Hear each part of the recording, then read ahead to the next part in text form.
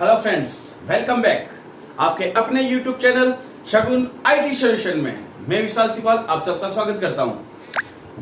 हमने पिछले वीडियो में देखा था ब्लॉक डायग्राम ऑफ कंप्यूटर का वर्गीकरण हमने देखा था, जिसमें हमने इनपुट, सीपीयू और आउटपुट के बारे में डिटेल से देखा था। उस पर आपके कई सारे कमेंट्स भी आए, कई सारे स्टूडेंट्स ने मुझे फोन करके भी छोटी छोटी कई बातें पूछी। आप सबका अच्छा रिस्पांस मिला, उसके लिए थैंक यू। आज हम एक नया टॉपिक लेंगे, इनपुट डिवाइसेस। यानी कि पहला जो हमने लिखा था इनपुट को हमने दो पार्ट्स में लिया था। कौन कौन से दो पार्ट थे? एक तो फर्स्ट ऑफ ऑनलाइन, दूसरा ऑफलाइन। जैसे हमने ऑनलाइन डिवाइसेस में पढ़ा था कि ऐसे डिवाइस जो कंप्यूटर से फिजिकली रूप से कनेक्टेड रहते हैं, जो कंप्यूटर से भौतिक रूप से जुड़े हुए रहते हैं, जिससे हम कंप्यूटर को डायरेक्ट इंस्ट्रक्शंस दे सकते हैं, जैसे कीबोर्ड और माउस। ये कंप्यूटर से फिजिकली रूप से हर समय जुड़े हुए रहते हैं, जिनके द्वारा हम डायरेक्ट कंप्यूटर को इंस्ट्रक्शंस दे सकते हैं। तो वो थे ऑनलाइन डिवाइसेस। और ऑफलाइन इनपुट डिवाइसेस कौन कौन से थे फ्रेंड्स, जिसपे हमने पढ़ा भी था, एग्जाम्पल भी मैंने आपको बताए थे 2-4। यानी कि ऐसे डिवाइस जो कि कंप्यूटर से फिजिकली रूप से डिस्कनेक्टेड रहते हैं, भौतिक रूप से जुड़े हुए नहीं रहते हैं, उनको हम उस समय कनेक्ट करते हैं जिस समय कंप्यूटर को कोई इंस्ट्रक्शंस देने होते हैं। कंप्यूटर को इंस्ट्रक्शंस देने के बाद हम उनको वापस डिस्कनेक्ट कर लेते हैं। लेकिन जैसे कि ऑनलाइन डिवाइस थे, उनको हम डिस्कनेक्ट नहीं करते हैं, जैसे कीबोर्ड और माउस, वो कनेक्टेड रहेंगे। जबकि ऑफलाइन डिवाइसेस जो भी होंगे, इनपुट डिवाइसेस की कैटेगरी में जो आएंगे, वो फिजिकली रूप से कनेक्टेड नहीं रहते हैं, हर समय जुड़े हुए नहीं रहते कंप्यूटर से। हम उनको उसी समय कनेक्ट करते हैं जिस समय कोई इंस्ट्रक्शंस देना होता है। इंस्ट्रक्शंस देने के बाद उन्हें हम वापस डिस्कनेक्ट कर लेते हैं, जैसे CD, DVD, memory card, floppy disk और भी ऐसे बहुत सारे डिवाइसेस हैं जो कि ऑफलाइन इनपुट डिवाइसेस की कैटेगरी में आते हैं। आज हम जो टॉपिक ले रहे हैं वो है इनपुट डिवाइसेस।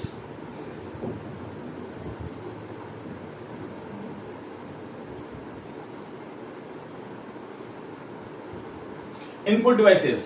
तो इनपुट डिवाइसेस में आज हम लगभग जो हमारे कंपटीशन एग्जाम में पूछे जाते हैं उनके बारे में हम एक एक टॉपिक लेंगे, उनके बारे में आराम से हम देखेंगे।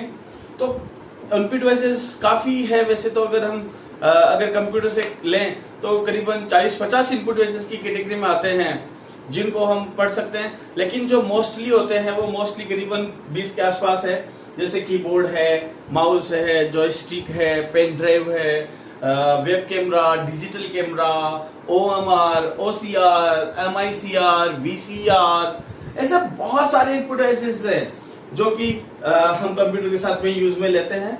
तो हम आज इनके बारे में आराम से विस्तार से पढ़ेंगे। तो जैसे पहला है आपके कीबोर्ड, और सेकंड ऑफ माउस, थर्ड है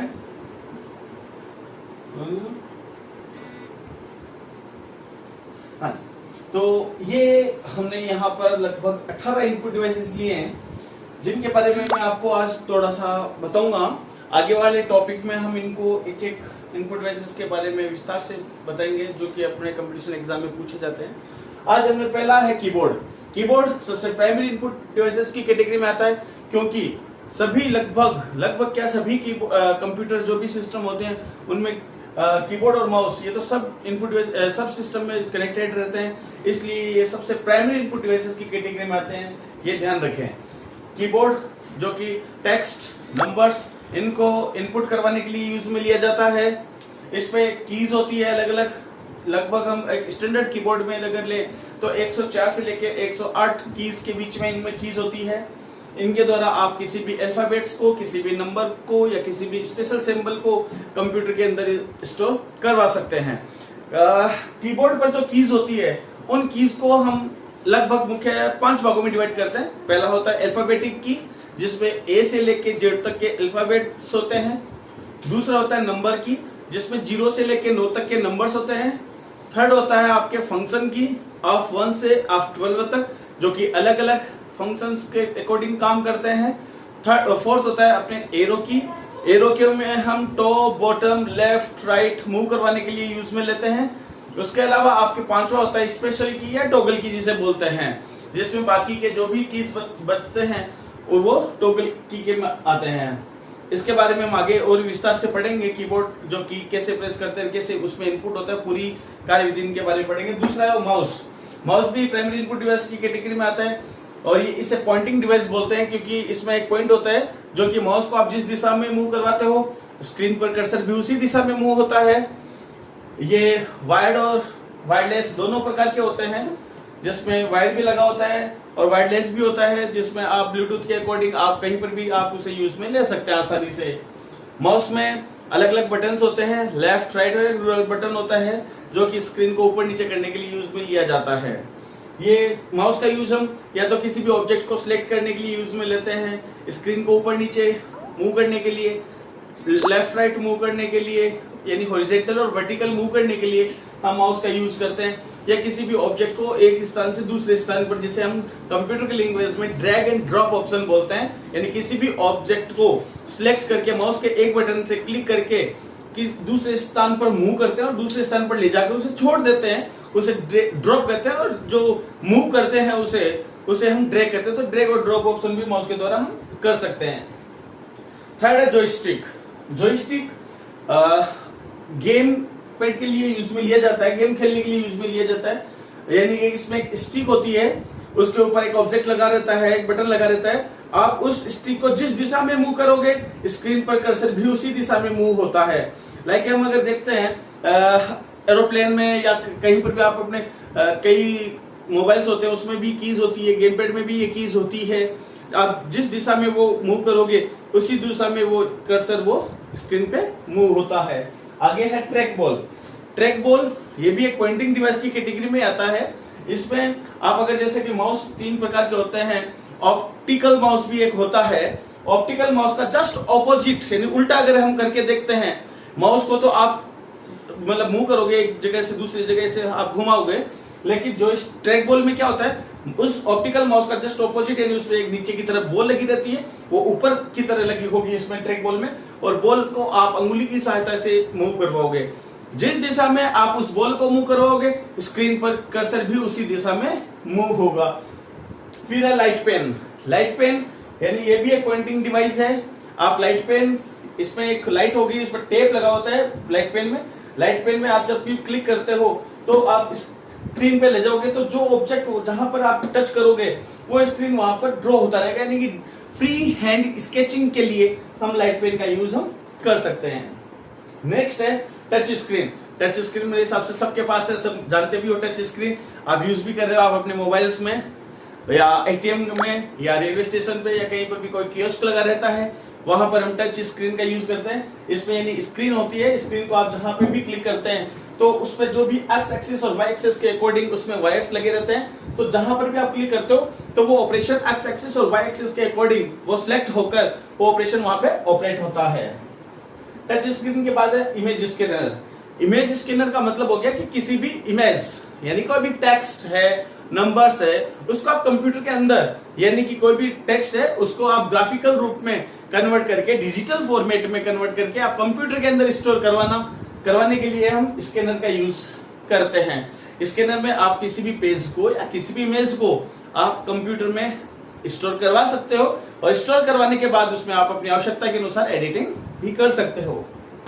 नेक्स्ट है OCR, optical character reader.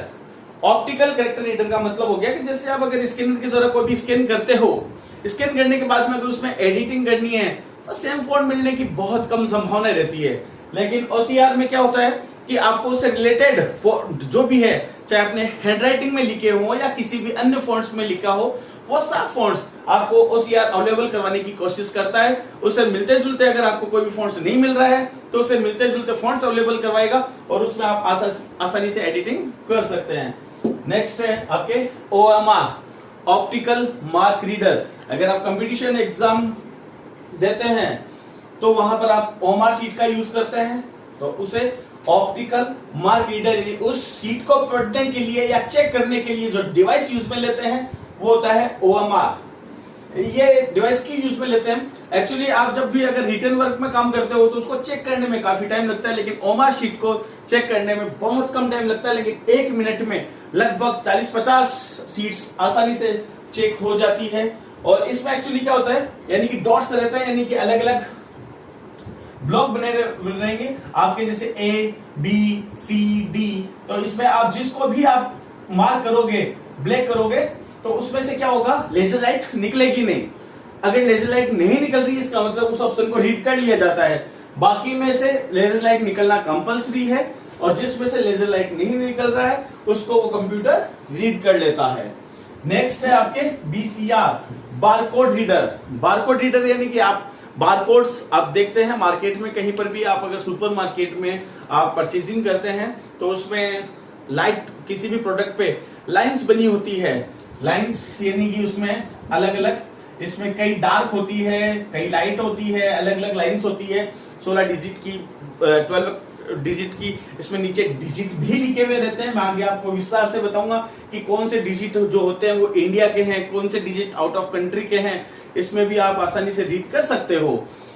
Barcode में क्या होता है, एक्चुअली उस प्रोडक्ट से रिलेटेड सभी प्रकार की इंफॉर्मेशन, जैसे अगर आप ये मार्कर है, मार्कर पे अगर बारकोड है, बारकोड को रीड करोगे तो मार्कर से रिलेटेड सभी प्रकार की इंफॉर्मेशन आपके सामने वहां पे कंप्यूटर में स्टोर ऑटोमेटिकली हो जाती है। आपको उसमें इनपुट करवाने की आवश्यकता नहीं रहती है। यानी कि प्रोडक्ट से रिलेटेड, और प्रोडक्ट किसने बनाया, मैन्युफैक्चर है कौन है, आप इसकी रेट क्या है, कितना % डिस्काउंट है, वो सब कुछ इसमें स्टोर हो जाता है। नेक्स्ट आपके MICR, magnetic ink character reader. Magnetic ink यानी कि ऐसे करेक्टर जो मैग्नेटिक इंक से लिखे हुए रहते हैं उनको रीड करने के लिए MICR का यूज किया जाता है। इसका यूज हम मोस्टली बैंकिंग फील्ड में करते हैं, यानी कि जो बैंक में जो DD या चेक होते हैं उनके जो नंबर्स लिखे हुए रहते हैं वो मैग्नेटिक इंक में लिखे हुए रहते हैं। मैग्नेटिक इंक का मतलब होगा कि उसमें किसी, अगर आप करेक्टर में चेंज भी करते हो तो चेंज नहीं कर सकते, क्योंकि ये इंक अलग प्रकार की होती है, मैग्नेटिक मिला हुआ होता है, तो उसको रीड करने के लिए MICR का यूज हम करते हैं। नेक्स्ट है टच पैड। टच पैड आप जानते होंगे, लैपटॉप में जो माउस की जगह हम यूज में लेते हैं पैड, जहां पे हम अंगुली को टच करते हैं। लगभग अप्रोक्स 2 बाय 1.5 इंच का स्पेस होता है, वहां पर आप अंगुली टच करते हो। जिस दिशा में आप अंगुली को मूव करोगे स्क्रीन पे कर्सर भी उसी दिशा में मूव होता है, यानी कि ये भी एक पॉइंटिंग डिवाइस की कैटेगरी में आता है। इसके नीचे बटन्स लगे होते हैं जो लेफ्ट बटन और राइट बटन के लिए यूज में लिए जाते हैं। फिर है गेम पैड। गेम पैड में अलग अलग बटन्स होते हैं जो गेम खेलने के लिए यूज में लिया जाता है। इसमें top, bottom, left, right move करने के लिए, क्लिक करने के लिए अलग अलग बटन्स होते हैं। अलग अलग, आप जैसे कि आप अगर वीडियो गेम्स देखते हो तो वीडियो गेम्स में जो पैड यूज में लिया जाता है उसे हम गेम पैड बोल सकते हैं। नेक्स्ट है डिजिटाइजर। पास बहुत इंपॉर्टेंट है डिजिटाइजर्स, क्योंकि डिजिटाइजर्स, इसे हम ग्राफिक्स टैबलेट भी बोलते हैं। ग्राफिक डिजिटाइजर्स में एक स्क्रीन होगी जिसे हम कंप्यूटर के आगे लगाते हैं, इस पे कॉपर के वायर लगे रहते हैं, और एक पेन की आकृति का स्टाइलस होता है। उस स्टाइलस से आप जब भी उस स्क्रीन पे जो भी ड्रॉ करोगे वो कंप्यूटर के अंदर स्टोर हो जाता है। यानी कि कंप्यूटर एडेड डिजाइन में जैसे ऑटोकेड है, माया है, 3D है, विशेष प्रकार के जो सॉफ्टवेयर होते हैं उनमें हम इस प्रकार के डिवाइसेस का यूज करते हैं। नेक्स्ट आपके electronic card reader. Electronic card reader यानी कि आप ATM card, debit card, credit card, इनसे जब परचेजिंग करते हैं, इनको स्वैप करवाते हैं, तो जिस डिवाइस में आप स्वैप करवाते हो या जिन डिवाइस के द्वारा इनको रीड किया जाता है उसे हम इलेक्ट्रॉनिक कार्ड रीडर कहते हैं। Voice recognisation system. Voice recognisation system का मतलब होता है जो कि वॉइस के अकॉर्डिंग काम करता है। आजकल कई ऐसे सिस्टम आ चुके हैं जो कि यूजर के वॉइस के अकॉर्डिंग कमांड लेकर वर्क करते हैं। तो इनमें हम पहले उसमें स्टोर करवाते हैं और फिर वो उसके अकॉर्डिंग वो ऑपरेट करता है। तो वॉइस रिकॉग्नाइजेशन सिस्टम यानी कि जो वॉइस के अकॉर्डिंग वर्क करता है। फिर वेब कैमरा और डिजिटल कैमरा। वेब कैमरा हम ऑनलाइन चैटिंग करने के लिए यूज में लेते हैं। ये सिस्टम के साथ में यूज किया जाता है। कई बार ये क्वेश्चन पूछा जाता है कई जगह कि what is different between web camera and digital camera, दोनों में डिफरेंट क्या है। तो वेब कैमरा उसका खुद का स्टोरेज नहीं होता है, जबकि डिजिटल कैमरे का खुद का स्टोरेज होता है। वेब कैमरे को हम लैपटॉप या कंप्यूटर सिस्टम के अलावा अलग रखकर कहीं यूज में नहीं ले सकते, जबकि डिजिटल कैमरे को कहीं पर भी आप पोर्टेबल है, कहीं पर भी ले जाकर उसे आसानी से यूज कर सकते हैं। और what is similarity between web camera and digital camera? दोनों से वीडियो या इमेज को क्लिक किया जा सकता है। तो आज हमने अपने इस वीडियो में इनपुट डिवाइसेस के बारे में पढ़ा। दोस्तों, ये वीडियो आपको कैसा लगा आप मुझे कमेंट बॉक्स में लिख के जरूर बताएं। और अगर आपने अभी तक इस चैनल को सब्सक्राइब नहीं किया है तो सब्सक्राइब करें, बेल आइकन को जरूर प्रेस करें, जिससे कि आगे आने वाली वीडियोस की नोटिफिकेशंस आपको तुरंत मिल जाए। Thank you.